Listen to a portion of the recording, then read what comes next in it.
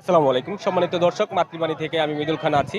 আমরা এই মুহূর্তে আছি গাজীপুর সাফারি পার্কে সামনের গেটটায়, যে গেটটা দিয়ে ভিতরে প্রবেশ করে পার্ক পরিদর্শন করতে হয়। আমরা দেখাচ্ছি আপনাদেরকে এখানে উপচে পড়া ভিড়। আমরা দু একজন মানুষের সাথে কথা বলবো। আহ, আমরা ভাই, আপনারা কোথা থেকে এসছেন? আমরা গাজীপুর থেকে আসছি। গাজীপুর কোথা থেকে? গাজীপুর চৌরাস্তা ক্রাউন সোয়েটার।